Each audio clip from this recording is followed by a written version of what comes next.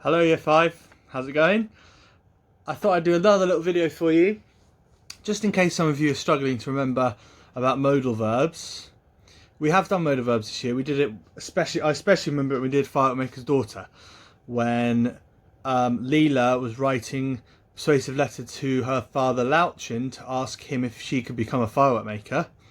And remember we talked about how a child might speak to their parent. They wouldn't go, I want to do it. I've got to become a firework maker. I must do it. It's my choice. You have to let me do it.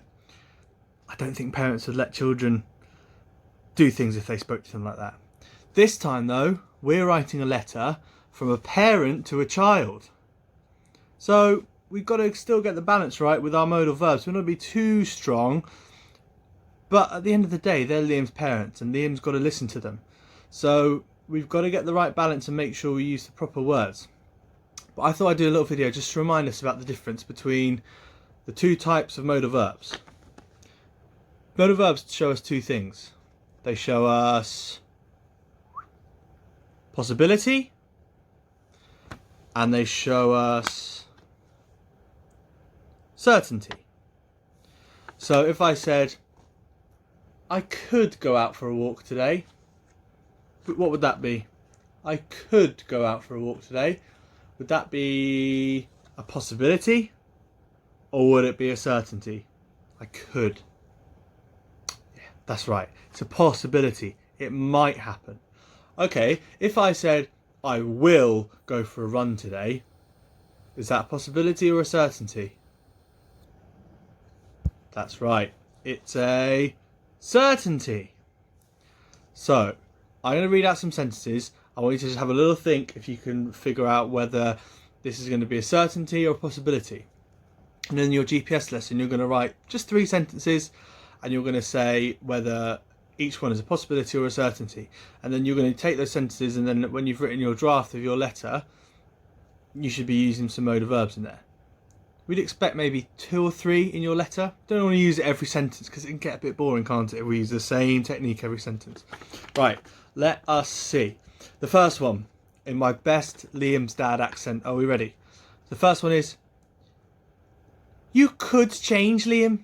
You could change. What's that going to be? Is that a possibility or a certainty?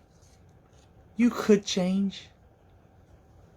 3, 2, 1. Well done if you thought it was a possibility. It's possible that he could change. Doesn't necessarily mean he's going to. Right, next one. This one. You must stop playing that game. You must stop playing. You must stop playing. Is that a certainty or a possibility? Is that a strong or a slightly weaker one? What do we think?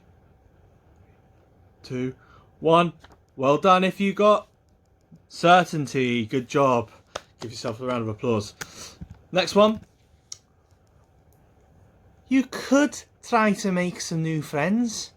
You could try to make some new friends. You could. What would that be? Possibility or certainty? Have a little think. Possibility. Very good. If you got that one, you could. Let's try another one. This is a good one. Liam, you might talk to us about your problems. You might talk to us. It might make a difference. You might. You might is our modal verb. Does that suggest a certainty or possibility? Possibility. You might. It might happen. It's a possibility. Let's try a different one. This one maybe if you want Liam's dad to sound quite strict, you might sound like this. You will listen to us. We're your parents. You will listen to us. You will listen to us. I'm sure you've heard your parents say that to you at some point before. What would that be? A possibility or a certainty?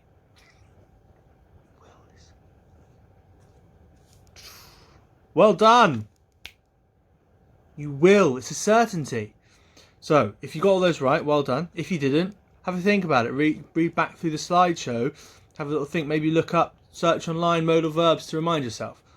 Modal verbs is one of those things in GPS that sounds a bit scary at first. oh, what's a modal verb? It's not that bad, really. They're quite simple.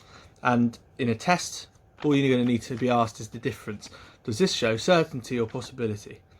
But then in your writing later, I want you to try and use at least one, maybe 2 or 3 modal verbs, just to show that Liam's parents' viewpoint's a bit more.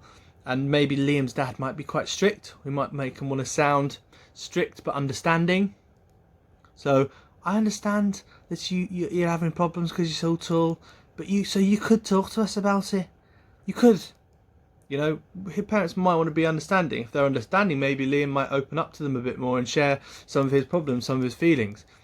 If your parents tell you off and say, you must listen to us, you will listen to us, maybe Liam, he's a bit of a teenager, he might sort of go, well, I'm not going to talk to you if you're going to have a go at me like that. So try and get the balance right in your letter. Try and get that tone right. I look forward to reading them. See you soon.